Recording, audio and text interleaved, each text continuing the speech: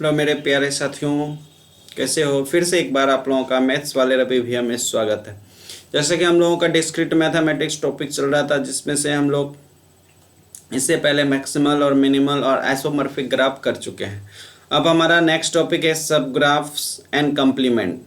सब ग्राफ्स का मतलब समझते होंगे ग्राफ का ही टूटा हुआ भाग। जैसे कि कोई भी ग्राफ है, जैसे कोई सेट का आप क्या करते थे, अगर कोई सेट है ABC, ठीक है, तो उससे एक सबसेट बनाते थे। फॉर एग्जांपल ए इसका सबसेट है किसका, ए का, यानी कि जो आपका गिवन ग्राफ रहेगा उसी का जो ब्रेक किया हुआ आधा पार्ट होगा वही हमारा सब ग्राफ होगा।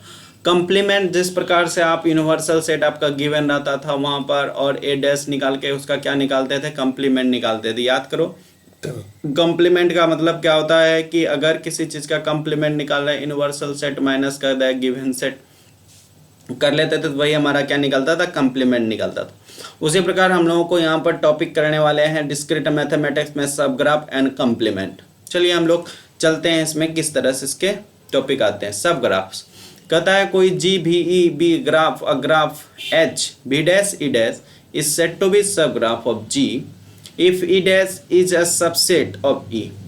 E डैश किसका सबसेट होगा, E का, and B dash is subset of V।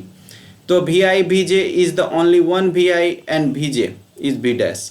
तो कहता है कोई भी ग्राफ का अगर एज उसी का सबसेट, अगर उसी का, फॉर एग्जांपल अगर हम बात करें, ये एक ग्राफ है, गिवन ग्राफ पहले से, इसी से देखिए यहाँ से हम कट कर रहे हैं ग्राफ, यहाँ से ये कट कर लिए हैं और ये वाला पार्टी को यहाँ से कट करके निकाल लिए और एक पार्ट यहाँ से कट करके निकाल लिए। तो ये इसका क्या एक निकल गया सब ग्राफ। कोई यहाँ तक भी निकाल लेता तो भी उसका सब ग्राफ होता। तो आपको कहने का मतलब ये है, किसी भी ग्राफ बना लीजिए, ग्राफ का एक टुकड़ा काट के हटा लीजिए, दिस इज सब ग्राफ। अगर कहे तो इसका मतलब जो ये न्यू ग्राफ है, मान लेते हैं ई डैश, जो इसका एज है वो किसके हैं, ई के ही हैं, और जो भी डैश होंगे वो वर्टेक्स वो किसके होंगे, भी के ही होंगे। यहाँ तक कहीं कोई दिक्कत नहीं होगा समझने में। उसके बाद है स्पेनिंग ग्राफ। क्या होता है, a graph H of a graph G is said to be spanning sub graph of all the vertices of G are the present in the सब ग्राफ ऑफ G। कहता है अगर टोटल वर्टेक्स किसी graph का, vertex edge नहीं बोल रहे हैं, टोटल वर्टेक्स अगर किसी भी ग्राफ का अगर उससे काटा हुआ ग्राफ में अगर आ जाए, this is called spanning graph, और वर्टेक्स एजेस आपकी अलग हो जाएंगे, यानी every graph it's subgraph is also as a सब ग्राफ ऑफ G इज के सब ग्राफ देन द सब ग्राफ ऑफ G। तो इसका मतलब अगर कोई ग्राफ बना रहे हैं, फॉर एग्जांपल जैसे कि ये ग्राफ है, ठीक है, ये एक ग्राफ है, मान लेते हैं ये V1 V2 V3 V4 है। हम एक ग्राफ के बना रहे हैं, इसी का क्या बना है, स्पेनिंग ग्राफ। V1 ले लिए, V2 ले लिए, V3 ले लिए, V4 भी ले लिए, ठीक है, सॉरी थोड़ा उल्टा ले लिए हैं वर्टिसेस, उसमें कोई दिक्कत नहीं, समझने के लिए समझे सिर्फ। हम एक ही एज इसका लेते हैं, ये छोड़ देते हैं, तो ये मेरा जो होगा स्पेनिंग ग्राफ होगा। क्यों, क्योंकि वो टोटल वर्टेक्स आना चाहिए, एजेस टोटल नहीं आनी चाहिए। क्लियर हो गया। अब नेक्स्ट हम लोग मूव करते हैं जिसका नाम है एज डिसजॉइंट सब ग्राफ।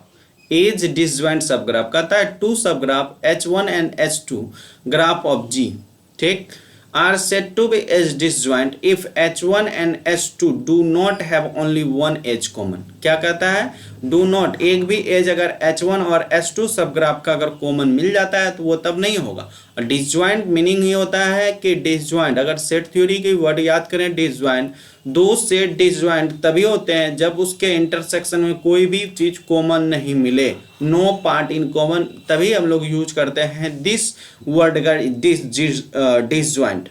एक एक मीनिंग, अगर आपका सेट थ्योरी अगर गड़बड़ है तो आगे चल के मैथ तो आपका टोटली गड़बड़ होने वाला है, ठीक है। इसलिए अभी भी आपके पास समय है, आप सेट थ्योरी को 11th क्लास हो, 12th का हो, कहीं से भी उठा के पढ़ें, एक एक वर्ड समझने का कोशिश करें, ये नहीं कि फटाफट आंसर करते चले जाएं। एक एक टॉपिक का एक एक वर्ड क्या कहना चाह रहा है उस पर ज़्यादातर ध्यान दें, ठीक है। जैसे यहाँ डिसजॉइंट आया तो सब जगह डिसजॉइंट का मतलब एक ही हो, इसका मतलब दो सेट में अगर कोई भी कॉमन नहीं। उसी प्रकार यहाँ पर दो अगर सब ग्राफ अगर बना रहे हैं किसी ग्राफ का, उसके बीच एक भी एजेस आपके अगर कॉमन नहीं आते हैं, this is called edge disjoint sub graph.